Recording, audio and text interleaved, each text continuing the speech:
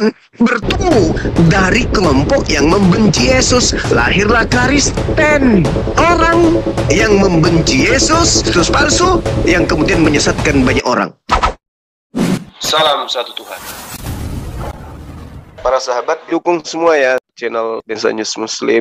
Di like, di subscribe, di share sebanyak mungkin untuk supaya mencegah sahabat-sahabat kita di luar sana Tidak terpengaruh terhadap pemurtadan. Menurut Elohim, menurut malaikat, menurut Musa, menurut Yesus, menurut Paulus, hukum Torah, Yesus, dan juga semua yang ada dalam komponen tersebut hanya untuk Bani Yakub, Bani Israel.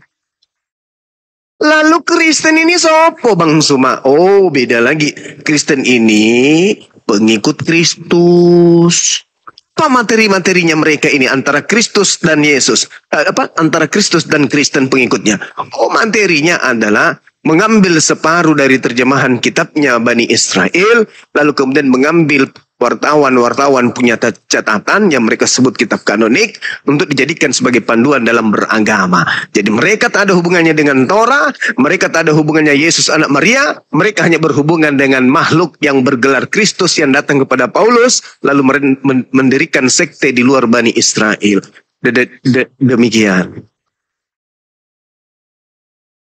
Terima kasih abangku Bang Zuma, Sama-sama. Sebenarnya abang ini cocok kemarin nih sebenarnya dakwah abang ini. Kok telat nih? Ini Sabtu dah. Jadi pas sekali nih penjelasan abang cukup bagus ya. Jadi sedikit mau sampaikan ya, betul ya bang ya, yang di Yesus itu di Lukas 1:31 itu jadi Raja tahta Daud itu ya. Tapi itu artinya di Kristus itu bukan yang sekarang, nanti bang. Karena dia setelah udah naik ke sorga, itulah dipersiapkan Allah Bapa sendiri. Jelas kok Yohanes 3:16 itu begitu besar karunia. Jadi artinya Kristen itu supaya menerima hidup yang kekal. Ya. Nah, terus menyangkut tadi hukum Taurat, betul lah bang Ibu ya. Awalnya kan perjanjian itu kan hukum Taurat kan di bagaimana umat Israel mau keluar dari Israel keluar dari Mesir mau ke Kanaan. Oh ya, pas di Gunung Sinai dia menerima 2 loh batu, yaitu hukum Taurat 10 ya, dikembangkan jadi banyak lah itu beberapa item termasuk hukum sosial. Betul abang bilang waktu itu hukum Taurat ya. Nah, terus Yeremia 31:17 itu perjanjian jam betul itu disampaikan di nubuat di kisah di Yeremia. Tapi ini sampaikan abangku ya. Anda menyebutkan tadi, oh ini kan semua untuk orang Yahudi, nggak ada Indonesia Raya. Abang harus baca Matius 28 ayat 19. Ya. Di situ last minute beliau sebelum naik ke surga menitipkan, pergilah ke seluruh bangsa, termasuk Indonesia Raya, bro. Tapi waktu hidup dia bilang dia untuk Bani Israel atau domba yang hilang dari Israel. Tapi kan posisi dia waktu berdakwah lagi hidup umur 1 sampai 34. Tapi nyatanya waktu malaikat aja ngomong waktu dia mau lahir di Lukas 2 ayat 10 kabar gembira untuk seluruh bangsa bukan hanya Israel. Pas di situ mau bagi ke surga, di Matius 28:19 disebutkan pergilah baptis atas nama Bapa dan ini kan seluruh bangsa ya. Jadi itu pertama. Kedua, abang bilang tadi mengarah kepada ini siapa sih bro Kristen ini? Betul lah bang, bahwasanya selagi Yesus masih di dunia tidak ada kata Kristen itu bang, Kristo ya. Setelah dia bangkit ke sorga, ajaran dia itulah mau dihidupkan kembali. Apa yang terjadi? Si Saulus yang bertobat murtad jadi ini dari Yahudaisme jadi mengajar tentang Yesus kena asap. Mereka lah yang pertama dikenal orang Antioquia waktu dia datang ke Antioquia sama si Barnabas. Inilah anak pengikut Yesus ini, pengikut Kristus. Jangan Kristen. Jadi itu asal muasal. Bukan jadi anak buah si Paulus, bukan. Kami anak buah Yesus sendiri. Artinya abangku Bang Zuma ya. Yang namanya Kristen itu pengikut ajaran Yesus ya. Jadi abang sampaikan tadi Galatia 4 ayat 5 itu tentang perbudakan. Anda tidak baca di 7-nya ya. Jadi jangan terlalu kaku hanya Galatia 4 ayat 5, tapi harus abang baca makna intinya di Galatia 4 ayat 7 sendiri. Demikian abangku yang baik Bang Cuma, mungkin ditanggapin, dibantah lagi. Tinggal 15 menit lagi. Oke, baik. Oke. Jadi gini, kalau Anda menyimak apa yang saya paparkan barusan, Anda akan paham bahwa Yesus hanya untuk Bani Yakub. Kristus menyatakan dirinya untuk seluruh bangsa.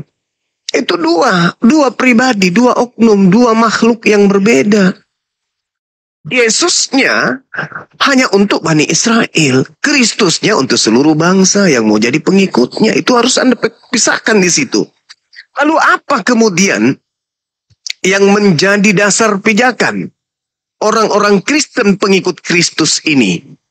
13 surat Paulus dan juga 4 kisah-kisah yang dituliskan oleh orang-orang yang Yesus sendiri tidak memberikan validasi pada mereka. Lalu kemudian, supaya ajaran Kristus ini sempurna bagi kalangan pengikutnya, maka mereka mengambil terjemahan kitabnya agama Yahudi, plop menjadi satu kitab, jadilah Bible. Pada prakteknya, Yesus anak Maria, seluruh untaian kata yang terlontar dari mulutnya, dan juga semua praktek yang dipertontonkan di depan muridnya, kesemua dua cakupan ini untuk membuktikan bahwa ucapannya adalah seorang nabi untuk kaumnya Bani Israel, perbuatannya adalah mukjizat yang dipertontonkan kepada kaumnya Bani Israel. Ada hubungannya dengan Kristen. Tak ada hubungannya dengan Paulus. Tak ada hubungannya dengan Lukas, dengan Markus, penulis Yohanes dan penulis Matius. Mereka hanya kebetulan aja menulis pernyataan-pernyataan yang disaksikan oleh mereka sendiri, lalu kemudian dipilih dan dipilah, jadilah kitab kanon untuk dijadikan sebagai pedoman beragama di luar daripada Yahudi.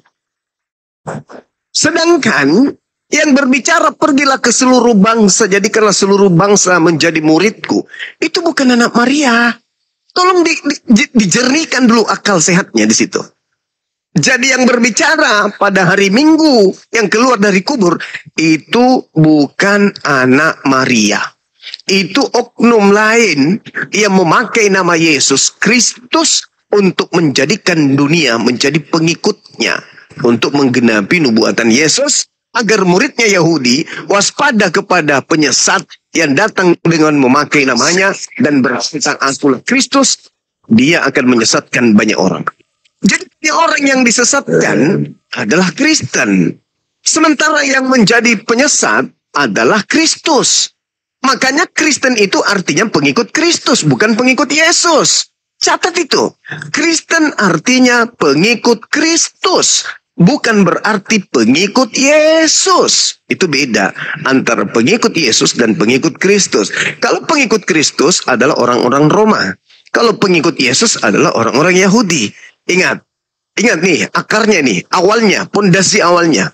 Ketika Yesus datang sebagai Mesias, malaikat mengatakan dia akan menjadi raja untuk selama-lamanya bagi Bani Yakub.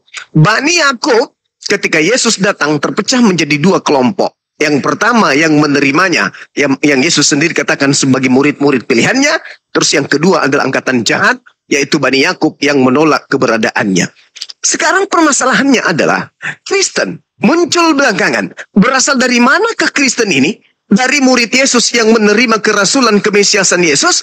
Atau dari cikal bakal awal berdirinya Kristen berasal dari pembenci-pembenci Yesus? Jelas. Ibadah Minggu, penyaliban, penebusan dosa dengan darah Yesus, tidak bersunat, makan babi, batalkan semua hukum Torah. Itu semua ajaran berasal dari kelompok angkatan jahat yang membenci Yesus. Jadi Kristen bertumbuh dari kelompok yang membenci Yesus. Lahirlah Kristen. Sekali lagi, kelompok Yahudi ketika Yesus datang di tengah mereka terbagi dua. Yang satunya disebut murid-murid pilihan Yesus, yang diminta untuk waspada kepada Yesus palsu. Yang kedua adalah orang yang membenci Yesus, yang percaya kepada Yesus palsu, Kristus palsu, yang kemudian menyesatkan banyak orang. Jadi Kristen berasal dari kelompok angkatan jahat. Makanya di Kristen ada istilah bangkit pada hari ketiga untuk nebus dosa Kristen. Itu tanda apa dari Yesus? Itu tanda untuk angkatan jahat. Jadi agama Anda itu berasal dari orang-orang Yahudi yang membenci Yesus, termasuk terhadap iblis yang merasuki Yudas. Dari sanalah Kristen itu datang. Demikian.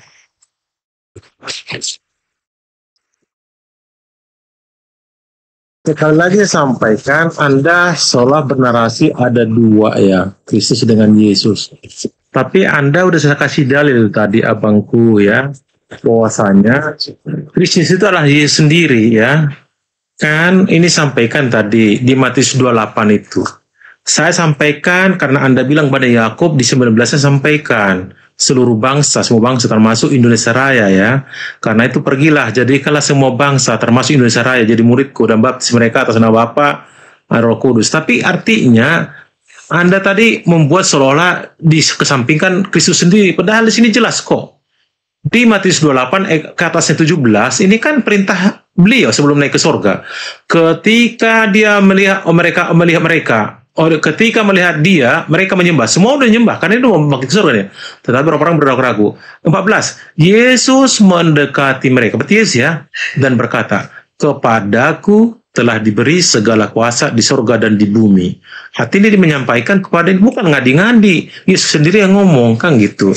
Nah, terus, yang Abang bilang tadi menyangkut tentang waspada. Dan itu fakta abangku. Setelah dia bangkit, kan itu waspada terbukti kan. Hati-hati ada antikristus, penyesat, nabi-nabi palsu. Andalah yang tahu setelah 600 tahun ada nabi. Padahal setelah bangkit dia malaikat 20.000 tahun lagi baru ada datang. Tapi kok ada ujuk-ujuk malaikat tak datang ya? Nabi ada. Kan siapa lagi yang ada? Nggak ada di Kristen nabi. Setelah udah ada dia udah nggak ada nabi-nabian kan gitu. Jadi wajib waspada penyesat ya wajarlah kepada setelah itu, kecuali di depannya. Ya setelah tahun 1, setelah 34, ya itu hati-hati. Siapa yang muncul situ ajaran? Saya nggak tahu, abang Leo paham. Ya. Terus menyangkut bangkit hari ketiga, itu kan dalilnya ada bang. Tapi kemarin kita udah saya sampaikan dengan abang, waktu diskusi sore, 2 hari yang lalu kali ya. Abang masih mengatakan di sini menebus, padahal saya koreksi kemarin, bukan menebus Bang Zuma, mengampuni. Abang udah sepakat dengan saya, kita berdua kemarin, kok muncul lagi menebus. Bahwasanya di Bible itu Al-Quran, di Alkitab tak ada kata-kata menebus dosa, tapi mengampuni dosa. Tadi Bang Zari itu siapa tadi Bang Alif ya bilang-bilang di Galatia 3 setelah dibaca bukan terkutuk karena kita, bukan tulisan mengampuni dosa. Kan kalimat mengampuni dosa, menebus dosa itu nggak ada saya sebut ya. Saya kira demikian abangku, kita tinggal 10 menit lagi nih ya, itulah yang bisa saya jawab. Narasi kita intinya kan kita berdiskusi ya, bukan cari kalah menang. Abang Juma dengan saya kayaknya matching ya, jadi ya karena saya jawab dengan Bible sendiri abangku, bukan ngadi-ngadi. Demikian abangku. Lanjut lagi Bang Juma. Bang Juma masih di mute. Baik. Selama Yesus melakukan penginjilan di tengah muridnya, tidak pernah Yesus mengaku, satu, kepadaku telah diberi kuasa baik di surga maupun di langit maupun di bumi. Yesus tidak pernah ucapkan itu. Kedua, Yesus tidak pernah mengatakan akulah Alfa dan Omega. Jadi 2 hal ini Yesus tidak pernah ucapkan. Dan Yesus pun tidak pernah mengatakan pergilah ke seluruh dunia, jadikanlah seluruh bangsa menjadi muridku. 3 perintah ini dan pernyataan ini itu bukan ucapan Yesus. Coba Anda lihat dalam Yohanes 17 nomor 8. Segala firman yang engkau berikan telah aku sampaikan kepada mereka. Segala firman telah aku sampaikan. Apakah masih ada firman setelahnya? Tidak ada. Berarti kepadaku telah diberi kuasa baik di langit maupun di bumi. Pergilah, jadikanlah seluruh bangsa menjadi muridku. Akulah Alfa dan Omega dan seterusnya. Itu bukan ucapan Yesus lagi. Lalu ucapan siapa? Nih, tak kasih bukti. Dalam Lukas 4, nomor 6, kata iblis kepada Yesus, segala kuasa itu serta kemuliaannya akan kuberikan kepadamu, sebab semuanya itu telah diserahkan kepadaku. Kuasa telah diserahkan kepadaku. Kata siapa? Kata iblis. Berarti kuasa serta kemuliaan segalanya telah diserahkan kepada iblis. Dan kata iblis, aku memberikannya kepada siapa saja yang ku kehendaki. Jadi jikalau engkau menyembah aku, maka seluruhnya itu akan menjadi milikmu. Itu kata iblis. Segala kuasa serta kemuliaannya akan kuberikan kepadamu, sebab semuanya itu telah diserahkan kepadaku, kata iblis. Ada nggak Yesus pernah berkata seperti itu? Nggak pernah. Tidak pernah Yesus mengatakan itu. Nah sekarang yang keluar dari kubur ini kok ucapannya sama dengan ucapan iblis. Sementara Yesus mengatakan segala firman telah aku berikan. Tidak ada lagi firman lain. Yang mengatakan segala kuasa dan kemuliaannya ada pada diriku. Itu iblis. Dan iblis bisa memberikan kepada siapapun. Maka siapapun yang diserahi tugas oleh iblis atau menerima tugas dari iblis, maka dia akan berkata, kepadaku telah diberi kuasa, baik di langit maupun di bumi. Kenapa? Karena dia menerima kuasa itu dari iblis. Ada nggak Bapak memberikan kuasa kepada Yesus seluas itu? Nggak ada. Aku tidak dapat berbuat apa-apa dari diriku sendiri. Aku tidak berkata-kata dari diriku sendiri. Aku tidak bisa berbuat apa-apa. Itu Yesus. Sementara yang keluar dari tanah ini, itu ucapan iblis yang ada di dalam Lukas 4 ketika Yesus kemudian dicobai oleh iblisnya. Nah, data nomor 13-nya, sesudah iblis mengakhiri pencobaan terhadap Yesus, mundurlah iblis dan menunggu waktu yang tepat, menunggu waktu yang baik. Pada waktu mana waktu baik itu? Pada waktu ada pengganti Yesus disalib secara terkutuk. Pada saat itulah kemudian iblisnya berkarya, berkesusahan dengan nubuatan Yesus. Apa kata Yesus? Angkatan jahat ini minta satu tanda, dan tidak akan diberikan satu tanda selain anak manusia keluar dari kubur pada hari ketiga. Catat itu. Lalu Yesus pun mengatakan dalam Yohanes 12 nomor 31. Apa kata Yesus? Saatnya dunia dihakimi. Saatnya juga penguasa dunia, iblis, dilemparkan keluar. Keluar dari mana? Dari kubur. Penguasa dunia itu siapa? Ya iblis. Ketika orang ini yang mengaku Kristus keluar dari tanah, apa katanya? Kepadaku diberi kuasa. Kuasa apa? Kuasa dunia. Siapa penguasa dunia menurut Yesus? Iblis. Bisa nggak iblis memakai nama Yesus? Bisa. Kebetulan Yesus memang menubuatkan agar waspada kepada iblis yang datang memakai namanya. Jadi saya simpulkan, Bung. Yesusnya mengatakan, aku diutus hanya kepada domba yang hilang dari umat Israel. Yesusnya berkata, aku tidak dapat berbuat apa-apa dari diriku sendiri. Iblis menggoda Yesus dengan mengatakan, kepadaku telah diberi kuasa segala baik di langit maupun di bumi. Dan aku berkuasa memberikan kepada siapapun yang aku kehendaki. Iblis kemudian mundur mencobai Yesus. Kemudian setelah mundur dari mencobai Yesus, ada yang mati terkutuk di atas tiang salib. Yesus orang mulia, orang suci tak mungkin mati terkutuk. Yang mati terkutuk adalah dia yang menerima suap dan menyerahkan orang benar untuk dibunuh. Siapa dia? Baca di dalam Ulangan 27 nomor 25. Yang makan suap tak lain dan tak bukan adalah Yudas. Kemudian ketika Yesus mengatakan waspadalah kepada penyesat yang datang kepadamu, memakai nama aku dan berkata, akulah dia. Tergenapi apa yang dikatakan Yesus, angkatan jahat ini minta satu tanda. Pada hari ketiga keluar, sama seperti Yunus, keluar dari perut ikan, perut bumi. Siapa dia? Tanda untuk angkatan jahat. Ketika angkatan jahat ini keluar, apa katanya? Padaku telah diberi kuasa baik di langit maupun di bumi. Ini ucapan Yesus atau ucapan iblis sih? Jadi ketika kemudian si iblis ini keluar dari kubur pada hari ketiga, menyuruh orang-orang kemudian seluruh bangsa untuk menjadikan pengikutnya. Dalilnya, di mana saya bisa mendapatkan perintah ibadah hari Minggu? Adakah firman Tuhan ibadah Minggu? Adakah sabda Yesus ibadah Minggu? Tidak ada. Lalu siapa yang membisikkan orang banyak, separuh penduduk bumi, hari Minggu panggilan hati ke gereja menyembah Kristus? Firman Tuhan? Bukan. Sabda Yesus? Bukan juga. Lalu siapa?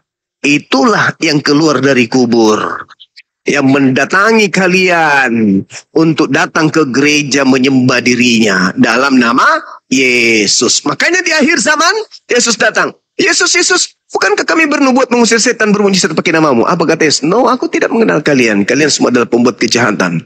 Aku tidak mengenal kalian. Penyahlah daripadaku. Jadi Yesus mana yang mereka panggil? Ketika mereka mengobati orang, bermujizat, dan kemudian betul-betul orang itu sembuh, yang datang membantunya Yesus siapa? Sementara Yesus asli mengatakan, aku tidak mengenal kalian. Jadi Yesus siapa yang datang? Ya Yesus palsu yang iblis itu. Siapa lagi? Oke? Nah, terakhir, mungkin ini juga sebagai PR buat saudara Kristen dimanapun berada. Ketika Yesus berkata dalam Matius 24, waspadalah kepada penyesat yang datang kepadamu. Ingat, Anda mengatakan Nabi Muhammad abad keempat, abad ke-6. Itu keliru besar. Itu penyesatan. Dan itu sekaligus kejahilan, kebodohan. Kenapa? Penyesat itu kata Yesus datang ke muridnya abad pertama. Waspadalah kepada penyesat yang datang kepada kamu. Kamu di abad pertama.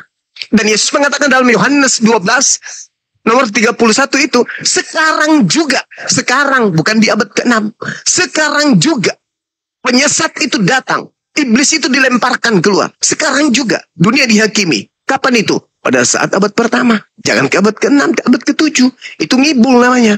Jadi pertanyaannya sebagai PR buat Kristen untuk direnungkan, berhasil tidak abad pertama, iblis memakai nama Yesus, datang kepada murid-murid Yesus, mengaku Yesus, dan kemudian menyesatkan banyak orang. Berhasil enggak iblis? Kalau tidak berhasil berarti Yesus bohong.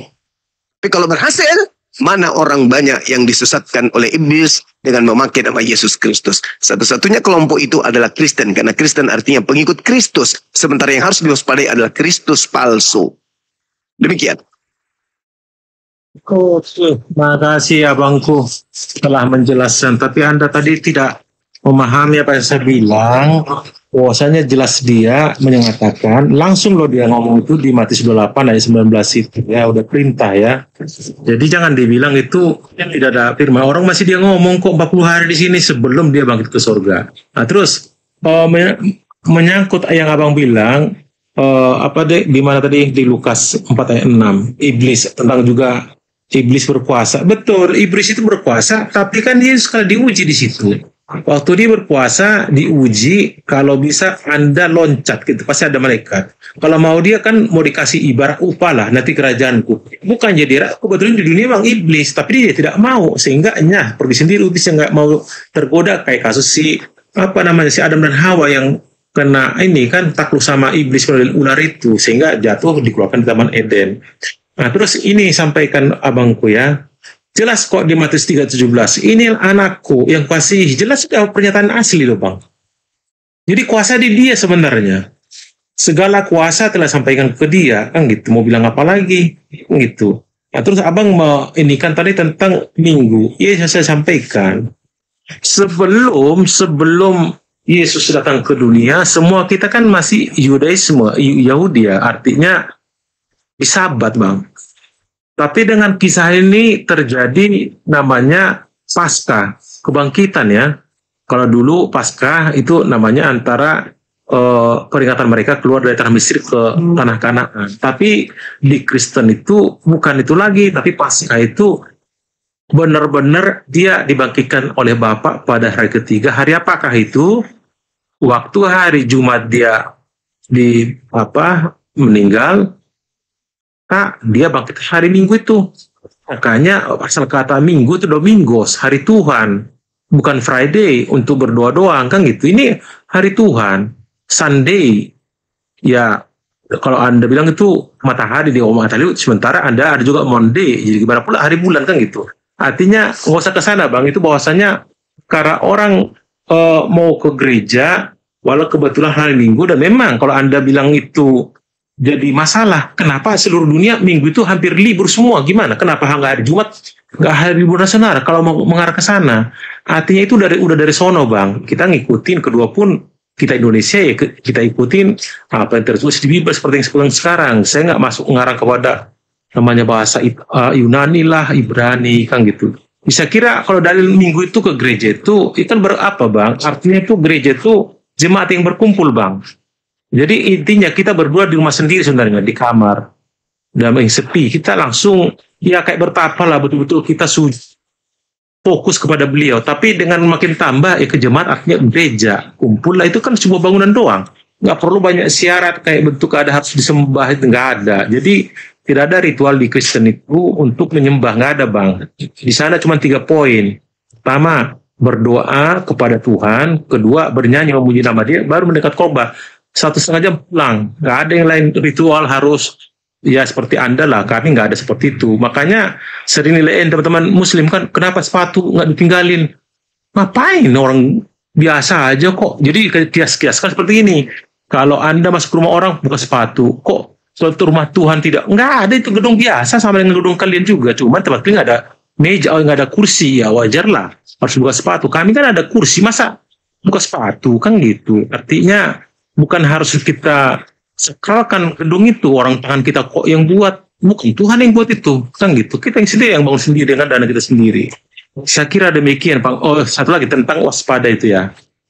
Jelas memang disampaikan kepada muridnya. Anda tidak melihat penyampaian itu, misi itu apa yang terjadi. Bukan ke murid itu. Muncul kan, tapi Anda tadi menolak. Ya kenapa? Karena di Kristen tidak ada nabi setelah dia. Udah gak ada. Ngaku-ngaku nabi palsu itu. Penyesat. Antikris kan gitu. Tapi Anda jelaskan mirip-mirip narasinya. Saya nggak tahu kok bisa hampir mirip, tapi Anda yang menjawab. Apabila misalnya Kristen itu 600 tahun, baru Anda satu Masehi, Kristen itulah yang meniru-niru. Tapi ini kebalik. Justru yang meniru itu biasanya yang ada, bukan dari yang tidak ada. Nggak mungkin dong Kristen meniru kepada 600 tahun berikutnya, enggak lah. Harus tahun satu dulu, baru ada kemiripan ke belakang. Terserah asli tidak, saya nggak tahu, kan gitu. Demikian bisa tanggapi Bang. Udah hampir habis waktu kita. Gimana? Apa ada kurang lebih Bang? Saya aja Bang. Ketika saudara mengatakan bahwa tidak ada lagi nabi setelah Yesus, 1 Korintus 12:28 itu Paulus mengatakan Saulus empuk. Nah, kalau kita baca, kenapa dia nggak gabung ke dalam Bang? Kenapa terakhir dia tulisan Saulus kayak di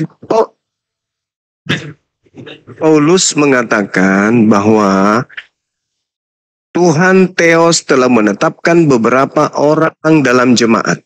Pertama sebagai rasul, kedua sebagai nabi, ketiga sebagai pengajar, selanjutnya mereka yang mendapat karunia untuk mengadakan mujizat, untuk menyembuhkan, untuk melayani, untuk memimpin, dan untuk berkata-kata dalam bahasa roh.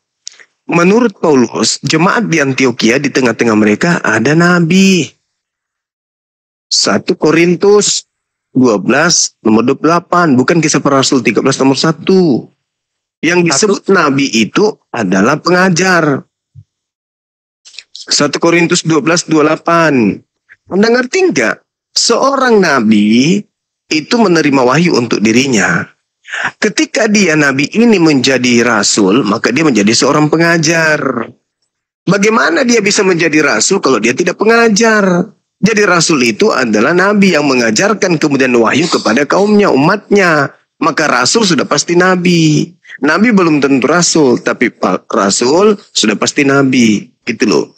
Nah, sekali lagi saya katakan kepada saudara, tidak ada hubungannya antara Yesus anak Maria dengan Kristen. Nggak ada.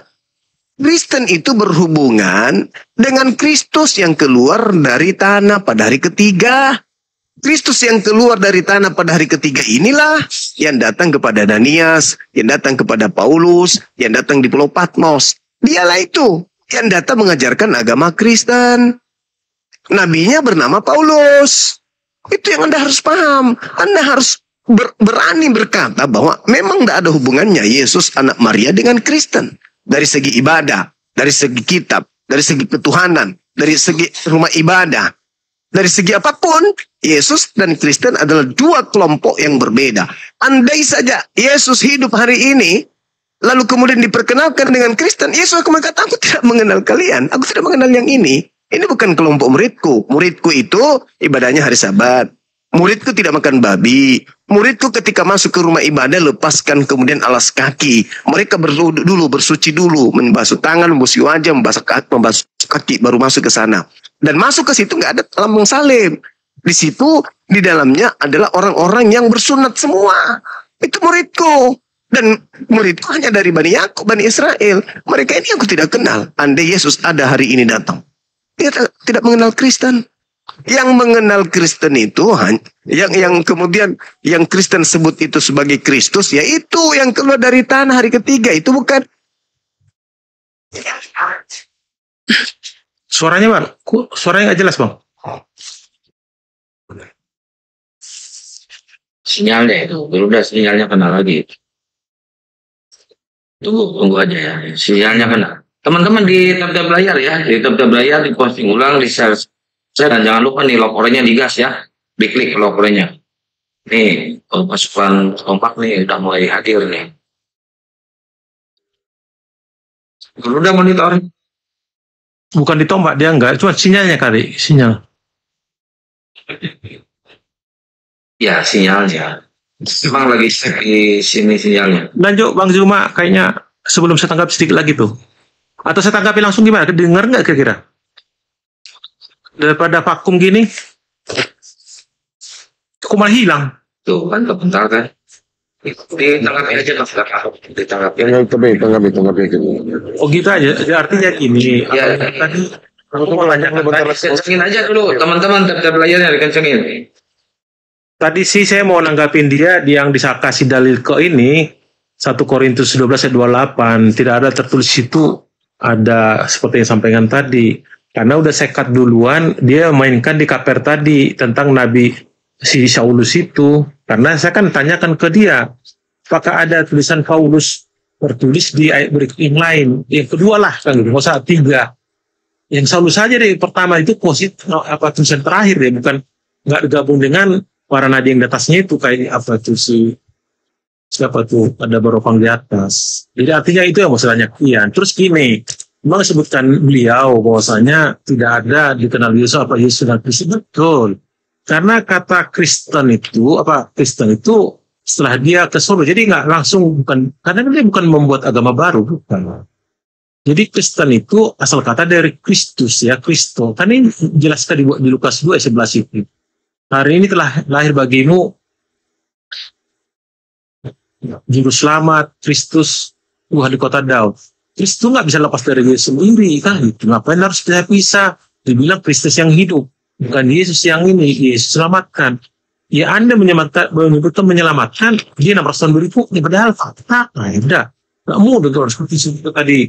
Instruksi Yudas yang diarahkan ini. Bodoh banget sih, sudah dia menghakimi ketika berpokting malah dia yang digotong nggak masuk akal gitu gimana logikanya kemarin memang beliau pernah nanya ke saya nah, terus siapa yang maku Yesus siapa namanya yang maku tangannya sampai ke sana tanya udah terlalu detail banget itu kan bukan sejarah terlalu detail karena ya sama dengan kita Anda nggak terlalu banyak memasuki yang bertele-tele kan gitu. Intinya sebenarnya bahwasanya betul-betul di Kristen itu ya mengalami kematian karena memang itu terjadi kisahnya kan dan memang Allah sendiri mengetahui kenapa karena waktu dia kan ngomong waktu berdua terakhir hari ketiga kalinya kalau bisa cawan ini pas dan tapi kehendak menjadi nyatanya jalan kan berarti kan setengah tahun beli dan nyata kok waktu dia mau lemparin para Yahudi itu kan dengan batu mau dirajam kan hilang dia alasan dia karena belum waktunya dia udah tahu bakal cuma berat sebenarnya tapi ada kepercayaan dan memang udah dia tahu akan bangkit hari ketiga. Bang nyatanya hidup kan bangkit bukan mati, berarti kosong di kuburan.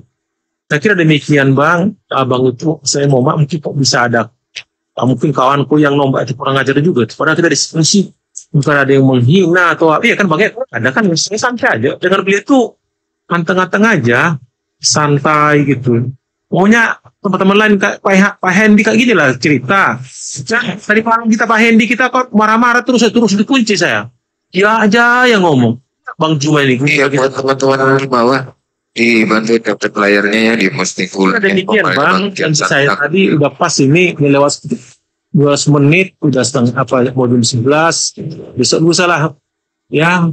Bang Santan, makasih Bang. Aku pokoknya dia jumpa pas last minute nih Bang Zuma nih. Nah, iya bro. Kemarin kami sore loh. Santan. Kami sore kemarin ketemu dengan beliau. Ini makasih malam kali Abang datang Bang gitu. Apalagi kan udah kita bahas Bang, itu. Bang Erik ini, Bang Darian. Iya. Bang Handi kadang-kadang susah. Tadi kan udah kita bahas. Tadi. Udah kita terlambat datang. Aturan saya pun kepengen dapat ilmu dari beliau sebenarnya. Kan udah saya bilang, saya pernah curhat sama Bang Zuma itu. Bang, Anda Muslim. Bang Wira. Saya bibelku. Makanya Bang Wira sampai kita nunggu ya. Bang Wira. Siap. Bang Kristen itu kan mengaku sebagai pengikut Kristus. Iya kan? Ulang. Kristen itu kan kalau diartikan sebagai pengikut Kristus, follower Christ. Iya, pengikut Kristus itu. Kristen itu kan mengakui diri mereka sebagai pengikut mengikut Yesus gitu kan. Heeh. Iya. Terus Ada tidak? Ada tidak?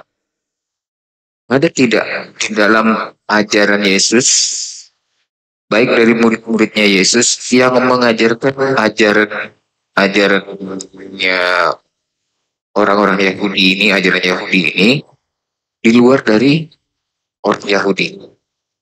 Dari murid-murid Yesus nih, ada tidak? Dari murid-muridnya Yesus yang mengajarkan ajarannya Yesus di luar daripada Bani Israel, ada nggak? iya, di Israel sendiri kan banyak Kristen. Advent juga sama kan, awalnya kan mereka itu Judaism Advent, tapi kan Advent udah pakai Sebutkan murid-muridnya Yesus yang mengajarkan ajarannya Yesus di luar dari Bani Israel. Oh iya. Kalau Yesusnya kan nggak mungkin kan mengajarkan di luar dari Bani Israel. Di luar ada Barabas sama ini yang bagi orang yang tidak bersunat ya. Kalau si Petrus itu yang bersunat. Di mana Barabas? Barabas saja Biblenya aja, Injil Barabas aja nggak diakui. Barnabas. Pisahnya Barnabas. Ya, jadi apa kalau ngomong? Ya, justru Barnabas di mana tulis Barnabas mengajarkan ajaran Yesus di luar dari Bani Israel itu di mana? Barnabas. Iya, sementara kitab Barnabas sendiri tidak diakui sama teman-teman Kristen. Ini gimana? Iya, maksudnya ini kebetulan di kitab Barnabas ditulis Muhammad, itu nggak boleh. Itu ya, jangan begitulah. Kalau datanya nggak jelas, nggak ada data seperti itu, nggak usah ngomong-ngomong seperti itulah. Nggak boleh. Nanti kalau saya kejar Anda, datanya di mana Nabi Muhammad menuliskan kitab Barnabas, nanti kamu nggak bisa jawab lagi. Jangan begitulah. Nggak gini, saya belum baca, cuman kalau belum baca, kenapa kamu menuduh Nabi saya yang buat itu? Pengantin itu ada juga dibilang roh penghibur kelebihan namanya itu juga gimana? Kan roh penghibur kan mengarah kepada Nabi. Iya, itu kan kita ranahnya diskusi, datanya ada, tetap ketika kamu itu bentuknya kan kau menuduh, itu datanya kan nggak ada yang saya bilang itu. Muhammad, dengar, tolong izin bang, dengar narasi saya di kitab Barnabas dibuat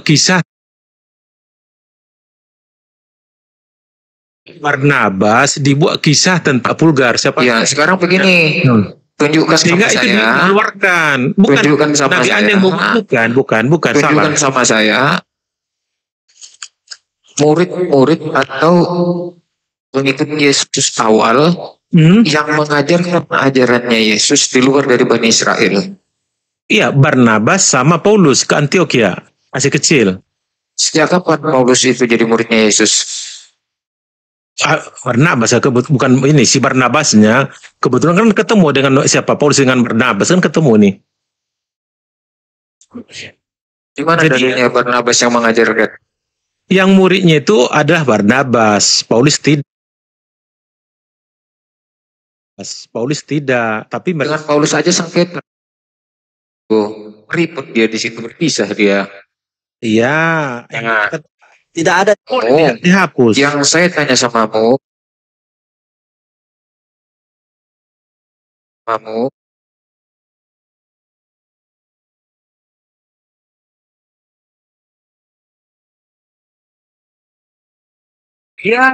Israel dan KPR ajaran Yahudi. KPR 11 ayat 19 sampai 22. Terakhir sebutkan kan, maka sampailah kabar itu kepada jemaat Yerusalem dan mereka mengutus Barnabas ke Antioquia. Udah paham? Begitu. Antioquia kan Antakya atau Turki itu sebenarnya. Sama ya, buktinya Paulus ke ini Galatia 1 ayat 17, dia ke tanah Arab 3 tahun itu.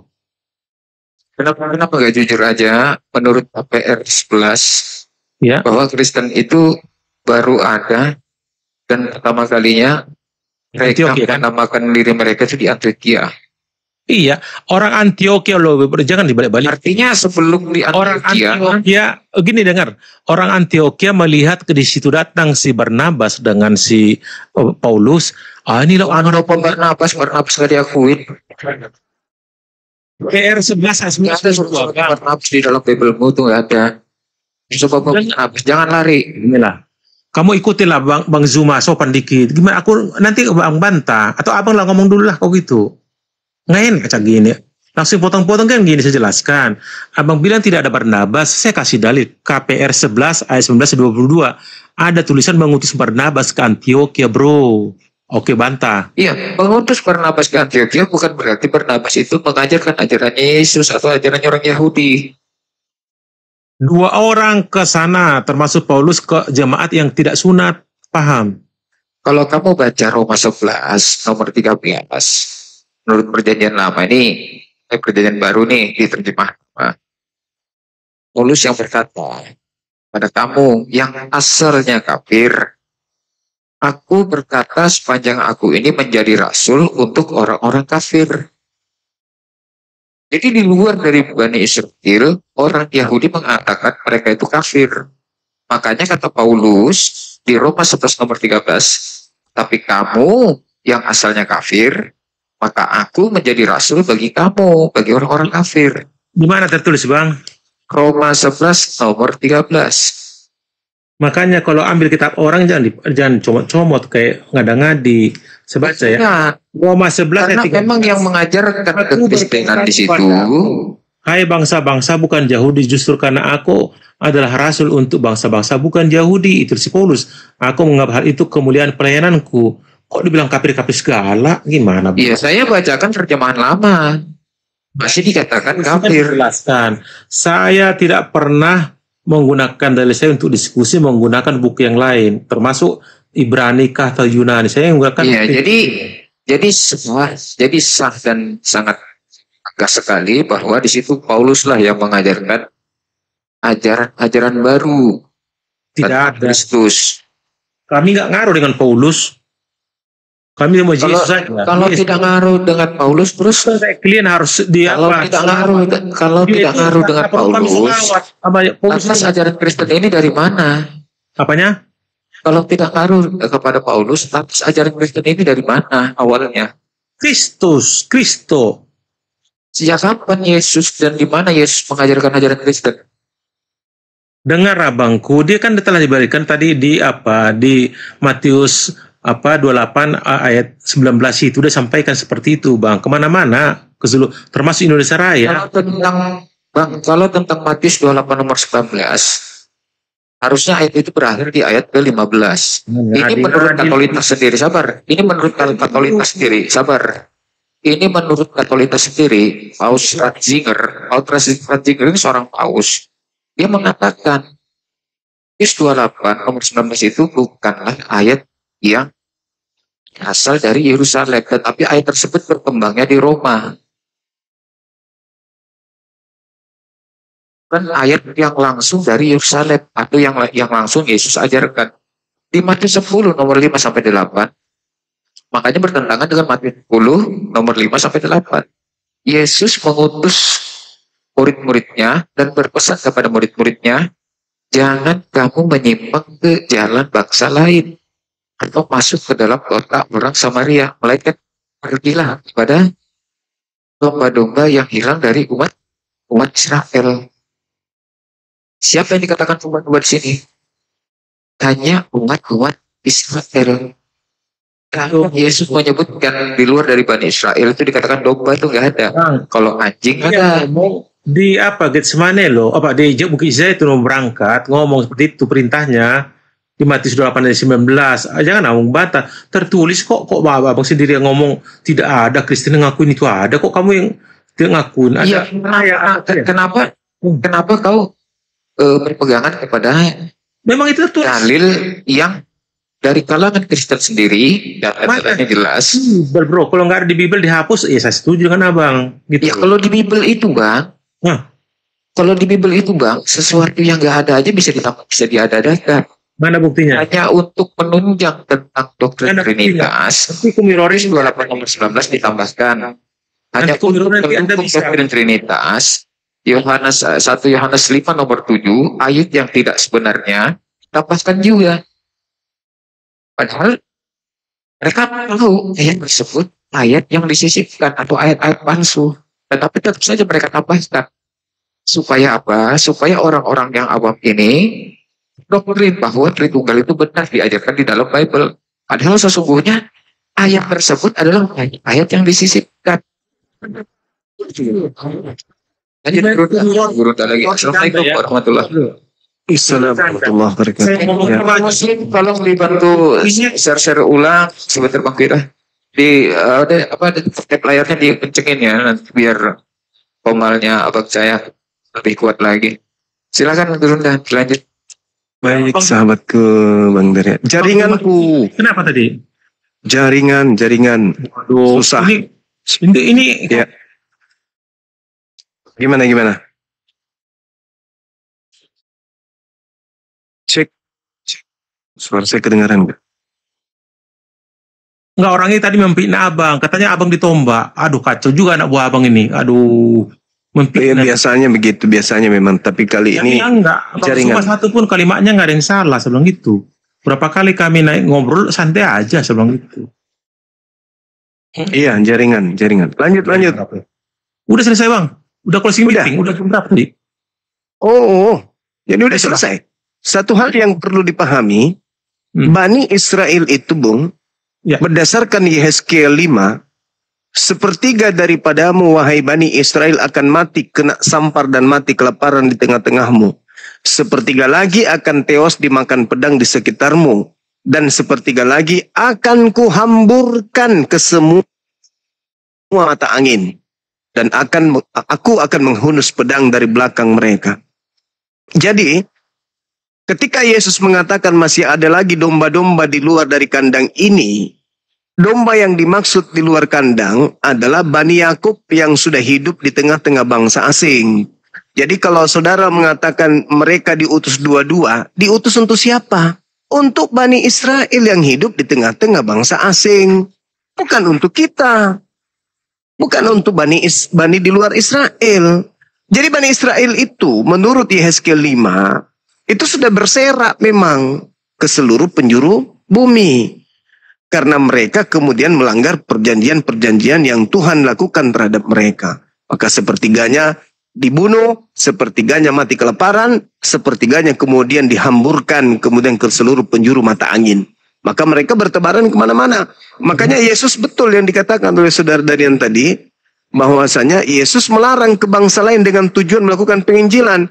Yesus boleh kalian ke bangsa lain, tapi untuk domba-dombaku yang sesat dari Bani Israel.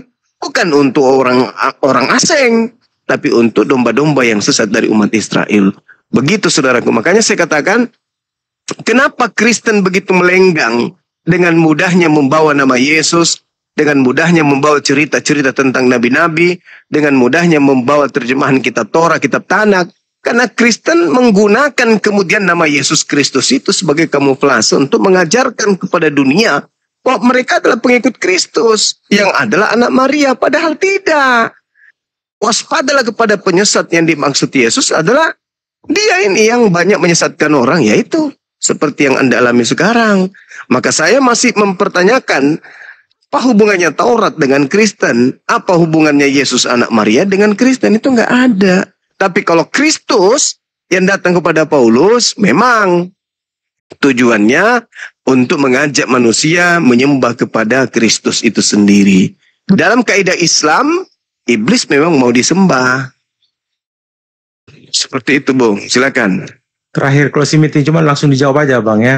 Seandainya Bang Juma dengan Kuyara ya, hiduplah kita lagi ngobrol ini tahun 300 Masehi, 300 Masehi ya. Ya. Belum masih 300 tahun berikutnya baru Nabi ada. Kita cerita ngobrol kita yang tahun 300 Masehi. Oke. Anda berpedoman seperti pembicara sekarang? Ya, jelas. Orang yang sabar, nggak tahu gimana. Sabar dulu bang. Ketika kemudian kita hidup di abad ketiga, kita hidup di mana? Kita hidup di tengah-tengah bangsa Roma. Yang mempengaruhi keyakinan kita adalah ajaran nenek moyang kita.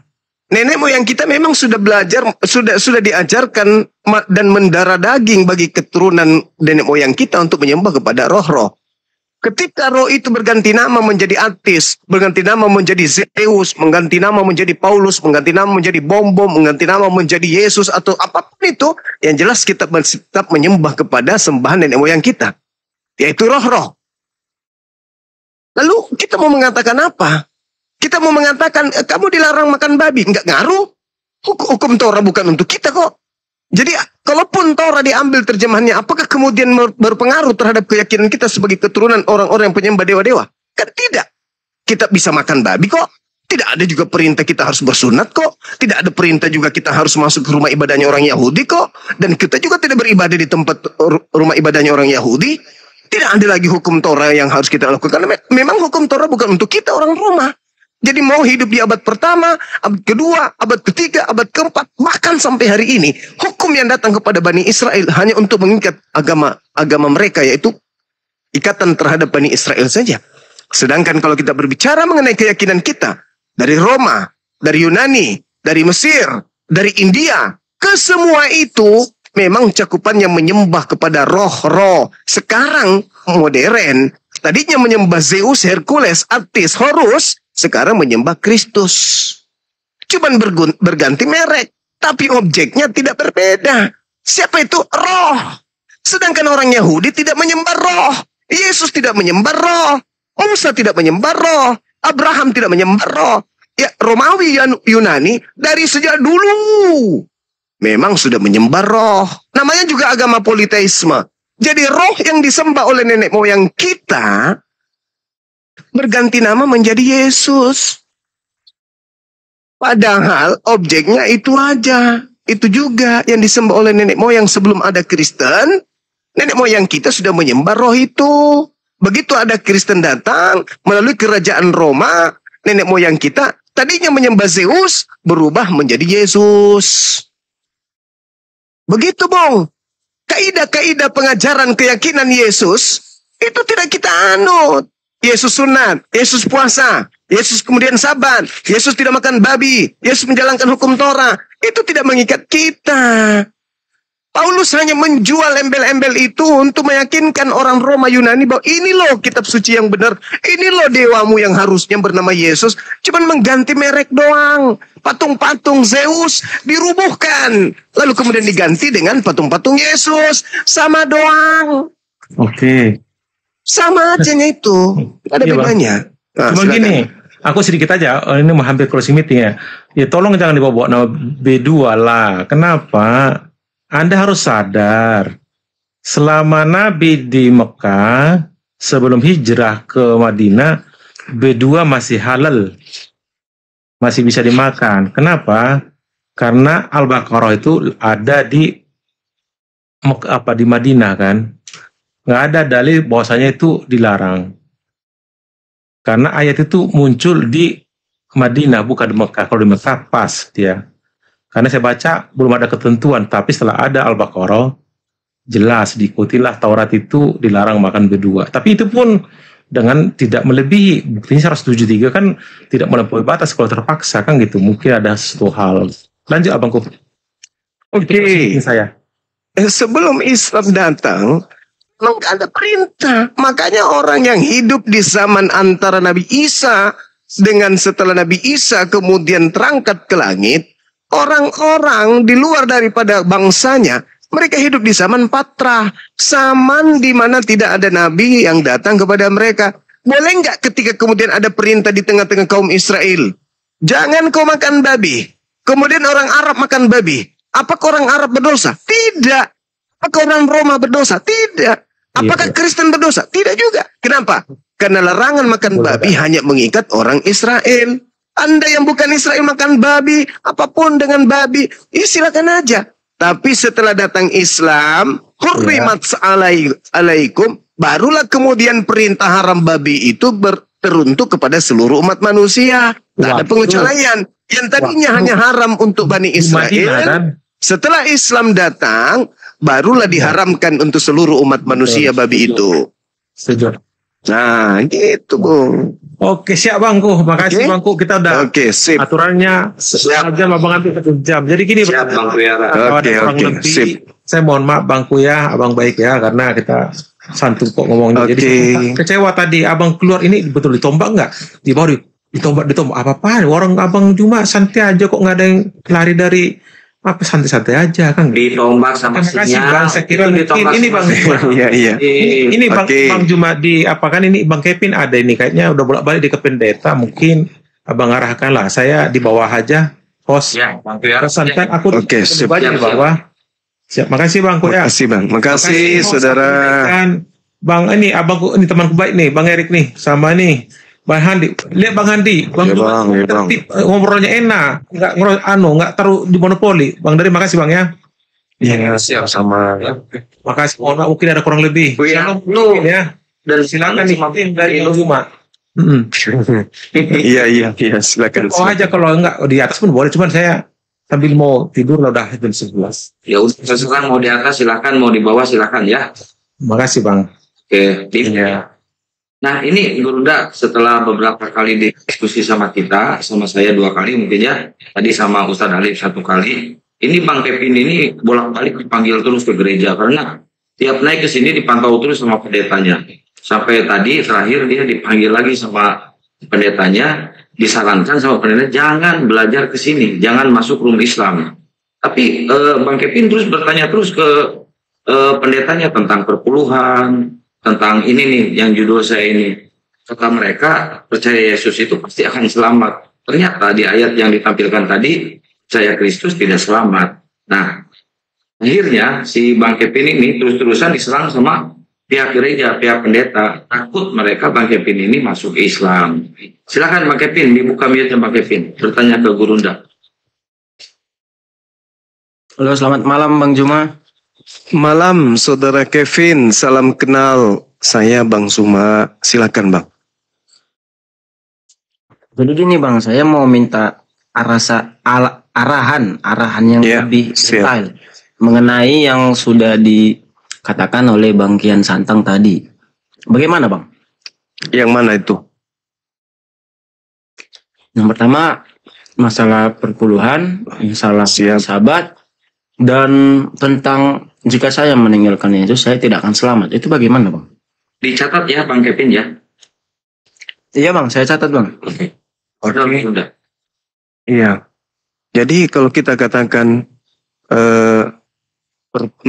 berbicara mengenai perpuluhan itu hanya untuk bangsa Lewi saja. Itu yang pertama. Kemudian ketika kita berbicara mengenai perpuluhan, berarti cakupan perpuluhan itu hanya ada di Perjanjian Lama, bukan?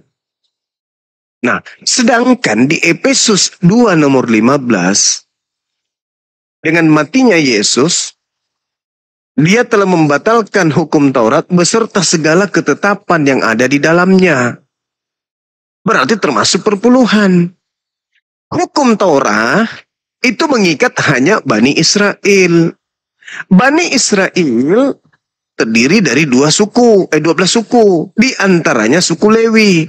Suku Lewi inilah yang memiliki hak persembahan persepuluhan dari ke-11 suku yang lain. Contoh kita lihat di dalam Bilangan 18:26. Lagi haruslah engkau berbicara kepada orang Lewi dan berkata kepada mereka, apabila kamu menerima dari pihak orang Israel persembahan persepuluhan yang diberikan kepadamu dari pihak mereka sebagai milik pusakamu, maka haruslah kamu mempersembahkan sebagian daripadanya sebagai persembahan khusus kepada Tuhan, yakni persembahan persepuluhanmu dari persembahan persepuluhan itu. Siapa yang punya milik pusaka? Bani Lewi. Pusakanya apa? Perpuluhan. Bukan bangsa lain, bukan kepada suku lain. Tidak ada itu kemudian dikatakan bahwa harus membayar persepuluhan kepada suku Benyamin. Itu nggak ada. Apalagi di luar ke-12 suku tersebut. Artinya bahwa ketika orang Kristen ini memakai istilah atau memakai kaidah atau memakai aturan perpuluhan itu mereka tidak punya malu. Tidak punya malu. Kenapa tidak punya malu? Kalau Anda memakai hukum perpuluhan, harusnya memakai hukum sunat qulub. Harusnya ibadah hari Sabat. Harusnya jangan makan babi. Kan begitu. Kenapa? Karena perpuluhan itu bukan hukum kekal. Yang hukum kekal itu sunat. Yang hukum kekal itu sabat. Yang hukum kekal itu kemudian menyembah kepada Elohim. Di dalam Kejadian 17, nomor 6, nomor 7, perjanjian kekal Tuhan itu adalah sunat kulub. Kalau orang Kristen mengerti tentang perjanjian kekal, kata kekal itu tidak berkesudahan. Berarti yang namanya sunat kulub tidak berkesudahan. Sementara perpuluhan itu ada nggak? Perpuluhan itu sebagai hukum kekal? Tidak ada. Tapi kenapa justru yang dikekalkan perpuluhan? Kenapa sunat tidak dikekalkan? Alasannya, karena sunat itu kalau diajarkan kepada orang Roma, orang Yunani, angkatan pertama, mereka mana mau sunat kulub. Begitu juga orang-orang Kristen hari ini. Kenapa di antara dua agama ini orang-orang yang sipit matanya lebih memilih Kristen? Kenapa? Karena mereka yang sipit matanya dari sejak nenek moyang mereka memang tidak bersunat. Dari sejak nenek moyang mereka memang ibadahnya, memang mereka itu adalah penyembah roh-roh. Dari sejak nenek moyang mereka memang makanannya adalah babi.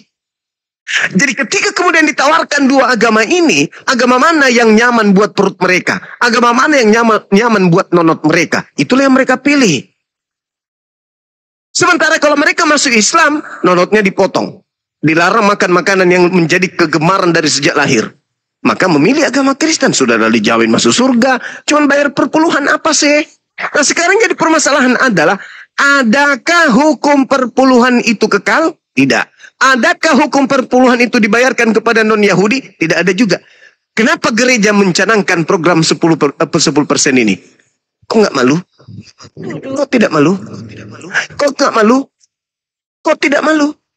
Karena kenapa? Itulah yang dikatakan oleh Al-Quran. Fawailul lilladzina yaktubuna al-kitaba biaidihim summa yakuluna haza min indillah liyashtarun bihi thamanan qalila.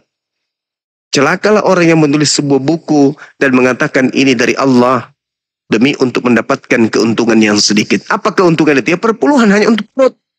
Demi untuk perut, rela untuk menyesatkan sesamanya manusia. Itulah manusia celaka. Itu. Ada lagi?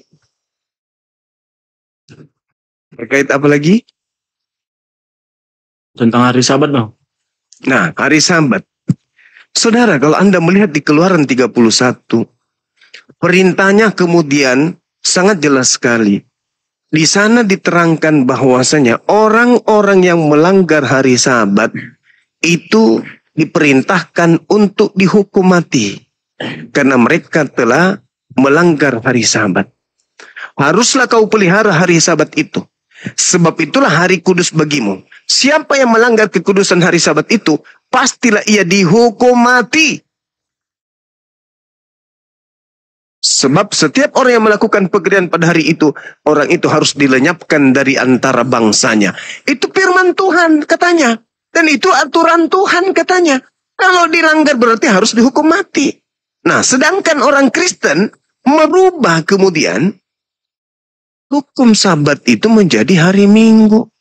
Sedangkan dalam kaidah pengajaran orang-orang Yahudi, Yom Rishon jatuhnya hari pertama, hari Minggu. Yom Sheni hari kedua, hari Senin. Yom Sisi hari ketiga, yaitu hari Rabu, hari Selasa. Kemudian Yom Revi'i atau Revi'i itu adalah hari keempat atau hari Rabu. Yom Kamisi, hari Kamis atau hari kelima.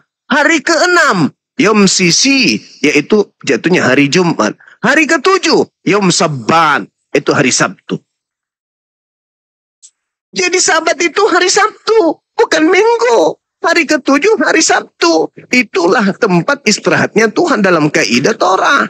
Jadi Rishon, Sheni, Selisi, Rebi'i, Khamisi, Swisi, Sabat. Itu Sabat hari yang ketujuh. Hari pertama itu Rishon, Ahad. Atau Minggu itu hari pertama. Jadi harusnya orang Yahudi memang ibadah Sabat. Sekarang permasalahannya di kita yang ada di Indonesia. Yahudi menggunakan bahasa Yunani, bahasa Ibrani. Kristen menggunakan bahasa Yunani.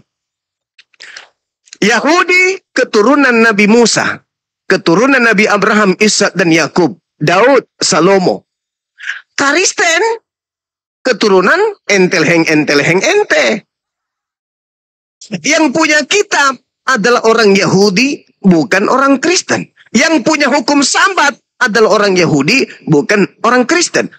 Sekarang di depan panggung ada dua pemain Sabat, yaitu Kristen dan Yahudi. Kira-kira yang benar Sabatnya Yahudi sang pemilik kitab dan yang sang pemilik hukum, atau Kristen yang hanya nempel nebeng tenar dengan menggunakan terjemahan kitabnya Yahudi dan mentenarkan keyakinan Romawi Yunani dengan mengambil terjemahan kitabnya Yahudi. Mana yang betul?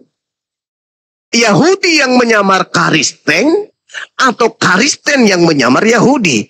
Mana yang betul? Yahudi menyamar menjadi domba atau Kristen yang menyamar menjadi domba? Mana yang betul? Yahudi yang serigala, Kristen yang domba. Sebaliknya, Yahudi yang domba, Kristen yang serigala. Karena dua kelompok ini tidak mungkin domba semua dan tidak mungkin serigala semua. Ayo kita jujur kita. Yang Sabat ini yang betul hitungannya orang Kristen, di mana Kristen sebelum lahir memang mereka ibadah Minggu, memperingati Dewa Horus, Sandai, hari matahari. Siapa yang memperingati hari matahari? Dewa Horus. Siapa pengikut Dewa Horus? Romawi. Bagaimana dengan Yahudi? Yahudi hari ibadahnya Sabat, hari ketujuh, hari perhentian. Jadi kalau Kristen ingin waras, ya harusnya mendudukkan yang mana sih yang betul? Yahudi, Yesus. Kemudian Kristen dari Romawi, ibadahnya beda, rumah ibadahnya beda, hari ibadahnya beda, nabi rasulnya beda, kitabnya beda, Tuhannya beda. Mana yang betul antara Yahudi dan Kristen? Itu aja dulu. Nah, kalau sudah ada pada kesimpulan Yahudi yang betul, betulkah orang di luar Yahudi boleh ikut menjadi agama Yahudi? Gak boleh, gak bisa. Makanya Yahudi itu bukan agama syiar. Tidak pernah kita temukan ada di Indonesia orang Yahudi datang mengajarkan agama Yahudi supaya orang Indonesia jadi Yahudi. Nggak ada itu. Karena ajaran Yahudi hanya mengikat Bani Yakub. Nah, bagaimana dengan orang-orang yang tidak lagi percaya kepada Kristen? Kemana hendak ia pergi? Ya ke Islam. Karena Nabi Musa mengatakan di dalam Ulangan 5, aturan-aturan yang diterimanya hanya mengikat kaumnya. Wa iskala Musa, ya Bani Israel, inni Rasulullahi ilaikum. Bagaimana dengan Yesus? Yesus juga hanya untuk kaumnya. Apa kata Yesus dalam Matius 15:2? Aku diutus hanya kepada domba yang sesat dari umat Israel saja. Al-Quran, wa iskala Isa, ya Bani Israel, inni Rasulullahi ilaikum. Nabi Musa untuk kaumnya, Yesus untuk kaumnya, Nabi Muhammad untuk seluruh umat manusia. Ya ayyuhan nas, inni Rasulullahi ilaikum jami'a. Jadi manusia-manusia di luar Yahudi, kemana hendak mereka berpijak ketika mereka ingin selamat? Tak lain dan tak bukan masuk ke dalam ajaran selamat, yaitu Islam, Salam. Jangan ngutik-ngutik ke Yahudi. Karena kalau kita yang bukan Yahudi ngutik ke Yahudi, berarti kita inilah serigala yang nyamar-nyamar Yahudi. Sementara di dalam Wahyu 3 nomor 9, orang yang bukan Israel tetapi mengaku sebagai Israel itu adalah jemaat setan. Kenapa ada tertulis di dalam kitab Wahyu begitu? Ya karena Al-Quran mengatakan, wa makaru wa makarallah wallahu khairul makirin. Orang-orang tersebut ingin menipu, ingin membuat makar, tetapi makar mereka dibalas oleh Allah. Karena sesungguhnya Allah adalah sebaik-baiknya pembalas kejahatan. Mereka ingin membuat kejahatan dengan menulis catatan-catatan dengan tangannya sendiri untuk menyesatkan orang. Tetapi dengan catatan-catatan itu kembali melampar wajah mereka. Bahwa mereka yang bukan Israel, tapi mengaku Israel atau Israel rohani, itu adalah jemaat setan. Silakan. Kalau pendeta keberatan boleh naik ke sini. Silakan Saudara Kevin. Nggak mau bang. Tadi saya udah suruh kalau memang nggak terima saya diskusi, bantah aja. Harus mereka. Betul. Saya bilang. Betul. Betul. Karena kenapa? Di Kristen itu ada amanat agung, Bung. Jadi gini. Kristen itu memiliki amanat agung yang ditempel-tempel kemudian. Maksudnya tidak berdasarkan terhadap original teks. Tidak ada di original teks. Hanya karena untuk misi supaya orang-orang sedunia menyembah kepada dewa-dewa Roma Yunani. Maka mereka menempel-nempelkan dalil-dalil untuk supaya orang Kristen itu mengkristenkan orang-orang di sekelilingnya. Markus 16 nomor 15 sampai nomor 20 beritakanlah Bible kepada seluruh makhluk. Jadikanlah seluruh baptislah mereka dalam nama Bapa dan Roh Kudus, Anak dan Roh Kudus. Tanda-tanda ini akan menyertai orang yang percaya. Apa itu? Minum racun tidak mati. Apakah Kristen bisa melakukan? Berarti dalil ini tidak benar, tidak akurat dalil ini. Ini bullshit. Dipatok ular kobra yang berbisa nggak mati. Coba aja, coba.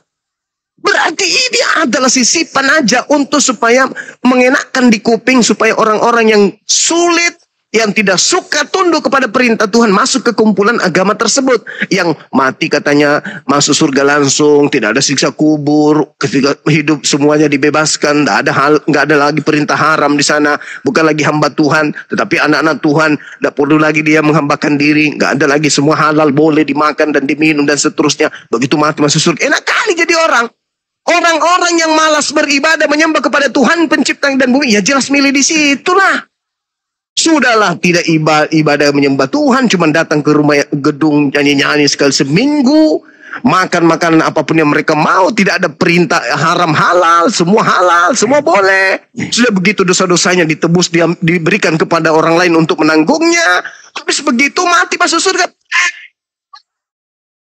Sama seperti monyet, sama seperti kerang, gak ada bebannya. Maunya hidup, gue mau telanjang kek, mau apa kek. Pokoknya aku ini bukan hamba Tuhan, aku ini anak Tuhan. Semua boleh aku makan dong, aku kan pewaris surga. Iblis begitu, nggak mau diatur sama Tuhan. Ketika ada manusia yang hidup bebas, satu atau dua, dia keturunan setan, atau dia manusia yang kemasukan setan, atau yang ketiga, dia adalah iblis, atau dia setara dengan binatang.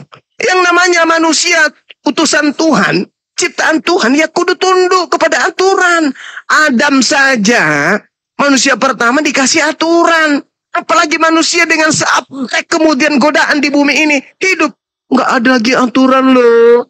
Semua aturan Tuhan sudah tak ada lagi loh. Kita bebas melakukan ini loh, itu loh. Trap. Bisa kayak begitu. Sedangkan amanahnya, beritakanlah Bible kepada seluruh makhluk. Ayo. Kemudian Matius 28. Pergilah ke seluruh dunia.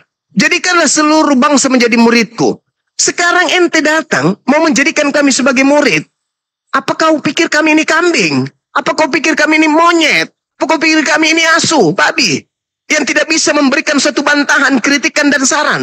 Anda mengajarkan kekristenan agar kami keluar dari Islam murtad menyembah kepada makhluk yang keluar dari kubur.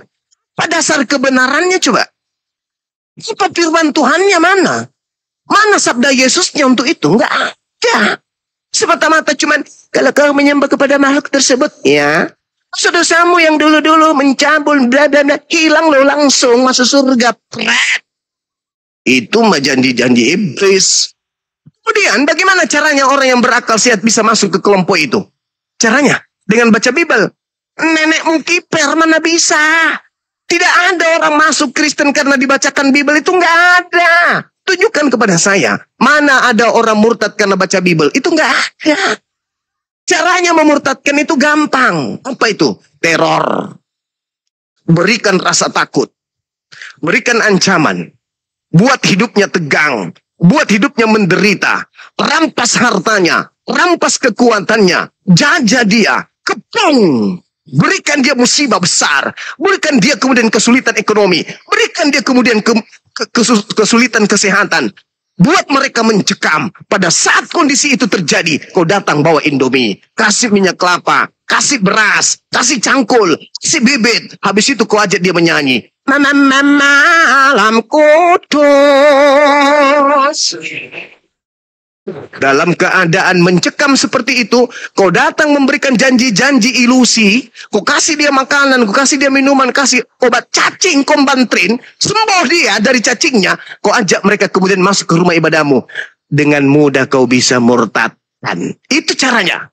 Tapi kalau mau bacakan Bible, marilah kita mendengarkan firman Tuhan. Ayo. Mari kita dengarkan. Lalu mereka membawa Yesus dan membunuh Yesus. Lalu setelah Yesus mati pada hari ketiga, maka bangkitlah dia. Kira-kira ada nggak orang waras mau menyembah hal-hal seperti itu? Nggak ada orang waras. Hah? Apa kata Bapak? Ketika dia mati pada hari ketiga, dia keluar dari kubur. Hah? Keluar dari kubur jadi Tuhan. Tadinya dia manusia kan Pak? Iya. Tadinya dia makan? Iya. Minum? Iya. Tidur? Iya. Netek? Iya. Terus setelah dia mati keluar dari kubur jadi Tuhan, Pak. Gimana, Pak? Masuk akalnya, Pak? Tidak bisa. Tidak ada orang yang murtad karena mendengarkan Bible. Yang tadi itu solusinya. Penjajahan, penindasan, penekanan, perampasan hak, buat mencekam, buat teroris, buat kemudian keadaan goncang setelah mereka miskin, setelah mereka kemudian menderita, ketika mereka kemudian kesakitan, tidak ada sekolah, tidak ada tempat bernaung, datangkan misionaris kepada mereka dengan muka yang lembut, kata-kata yang manis, bantuan-bantuan. Shalom, shalom. Kami anak-anak Tuhan datang untuk memberikan berkat. Mudah-mudahan Bapak Ibu seisi rumah bisa mendapatkan berkat kasih karunia Tuhan yang ada di surga. Namun sebelumnya Anda ambil Indomie ini, sudahlah kiranya kita berdoa bersama-sama dengan menyanyikan sebuah lagu. Malam kudus. Kalau udah kayak begitu, murtad. Inilah yang terjadi setelah Belanda, Portugis datang ke Nusantara.